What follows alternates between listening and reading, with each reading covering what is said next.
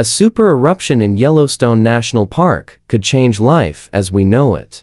All living things on Earth would suffer from a year without summer. Crop failure and famine would likely follow. But for certain animals, the eruption might not be such a bad thing. And this is how a single eruption could change life as we know it. Yellowstone National Park spans parts of 3 states, Wyoming, Montana, and Idaho. The park protects more than 2.2 million acres of land and is home to thousands of species of plants and animals. But the main attraction is not Old Faithful or the Grand Canyon of the Yellowstone River. It's the largest active supervolcano on Earth. The caldera formed about 640,000 years ago after a massive eruption that ejected 2,000 cubic miles of ash and rock. It was so powerful that it left a hole nearly 43 miles across and 1 mile deep in the Earth's crust. That's a pretty big crater. But over the millennia, the land has healed, and today it is home to a national park filled with geysers, hot springs,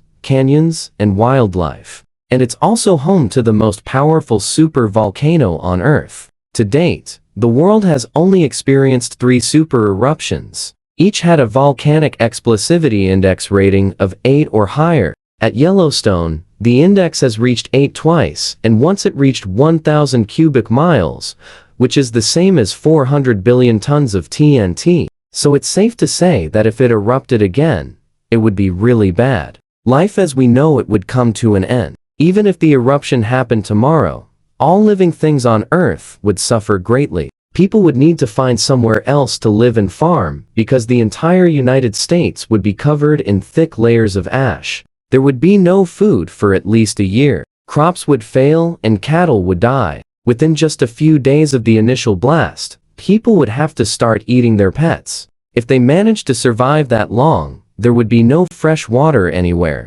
All of the rivers and lakes would become clogged with debris. The groundwater would be undrinkable, and even the oceans would be affected. The water would become so polluted that fish would die and sea mammals would migrate elsewhere. But it wouldn't take long before nature found a way to adapt. The first organisms to recover would be extremophiles. These are organisms that thrive in extreme conditions. In this case, they would be the microorganisms that can survive in volcanic environments. They would quickly colonize the area around the supervolcano. Some of them would produce compounds that help break down the toxic gases given off by the volcano. This would make it possible for other organisms to survive in the area. Plants would probably be next. Certain types of ferns and mosses would likely begin to grow in the ash. Their seeds would have been carried to the area by wind or water from distant places. In the meantime, animals would struggle to adapt.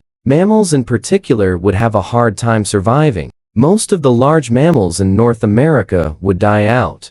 The bison, moose, elk, wolves, and bears wouldn't stand a chance. Small animals that could hide in burrows or fly away would likely survive. But the larger animals would have nowhere to go. The ash would eventually make its way into every crack and crevice. The smaller animals would still have to contend with falling rocks and toxic gases, but they would simply wait it out in their burrows until things calmed down. It would take decades for any sizable mammals to return to the area. And when they did, they would be different. As the environment changed, so would the animals that live there. Natural selection would favor the animals that were best adapted to the new conditions. For example, the ancestors of modern lemurs evolved during a similar event. When a meteorite the size of a house fell Earth, it wiped out most of the native plants and animals. The event caused the climate to cool, making the island of Madagascar less hospitable. Only the animals that were able to adapt to the cooler temperatures survived. Over time, they evolved into the lemurs that we know today. And in the same way, the animals near Yellowstone would evolve to survive the eruption and its aftermath. While these changes would be happening in Yellowstone, the rest of the country would be slowly recovering. The ash would eventually settle and the sun would come back. But it would be cold. The eruption would block so much sunlight that it would trigger an ice age. Summers would be too cold to grow crops. Winters would be too long and too cold to hunt. The country would enter a state of chaos as people struggled to survive. Some of them would try to head south, but there would be nowhere to go. Texas would be buried in ash. Mexico would be struggling to feed itself. There would be nowhere to run. Some people would realize that the only way to survive would be to cooperate. They would have to put aside their differences and work together to rebuild society. Others would decide that the end of the world was a great excuse to pillage and loot. The country would descend into anarchy and war would likely follow. Eventually, though, the dust would settle and life would go back to normal. There would be some obvious differences. There would be no more cities or towns. There would be no more cars or roads. But as time went on, the scars of the eruption would fade, and nature would heal the land. The animals would return, and so would the people. But they would be different. The survivors would be the ones who were best suited to the harsh conditions. They would be stronger, smarter, and more resourceful. They would be the ones who were able to put aside their differences and work together. The survivors would also be the ones who didn't stick around after the eruption. When the ground began rumbling, they fled to safer areas. Some of them headed west to the Pacific Northwest, while others headed east to the Great Lakes region. A few lucky people even made it to South America.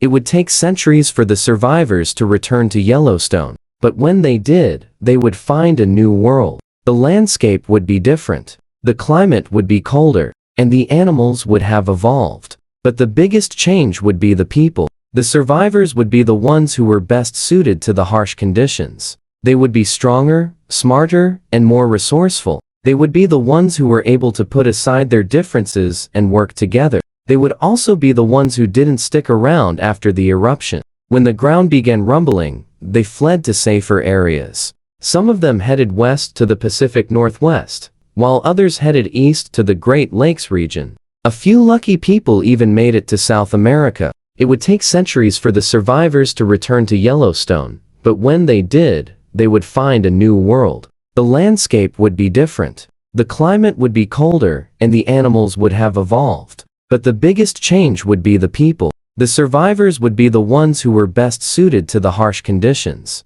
They would be stronger, smarter, and more resourceful. They would be the ones who were able to put aside their differences and work together. There are between 5 and 10 trillion bacteria on Earth. Together, they weigh about 7 pounds. Those tiny little organisms are everywhere, and they do everything from helping us digest food to protecting us from disease. But what would happen to those bacteria if Yellowstone erupted? Well, the short answer is nothing. The supervolcano wouldn't be able to wipe out the most abundant organism on the planet. The eruption would kill most of the plants and animals, but there would still be a few survivors. Some of them would be microbes that could survive in volcanic environments. They would likely be thermophiles and acidophiles. These bacteria would probably live in the supervolcano's crater, and they would be joined by other survivors, plants that could survive in harsh conditions. Mosses and lichens would probably be the first plants to colonize the area.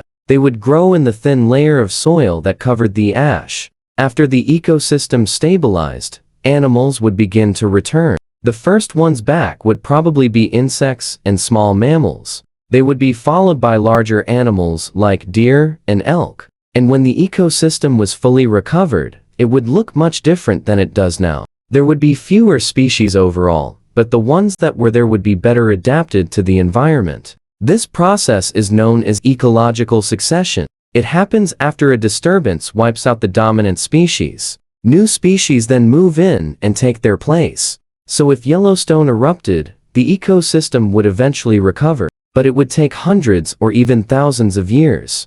In the meantime, the rest of the country would be struggling to recover. The ash would bury entire cities and cover the countryside. The air would be so polluted that breathing would be difficult. The water would be so contaminated that drinking it would be dangerous. There would be no food and no shelter. The country as we know it would collapse within weeks. People would have to abandon their homes and flee to safer areas. Some of them would head south to Mexico or Central America, while others would try to make it to Canada or Europe. A few lucky people would survive the journey and establish new settlements. They would have to start from scratch, but at least they would be in a new country. They would be speaking a new language and living under a new government. They would be far from the disaster that had befallen the United States. If you enjoyed this video and want to see another just like it, stay tuned for more content. With that, thanks for watching, and we'll catch you in the next one.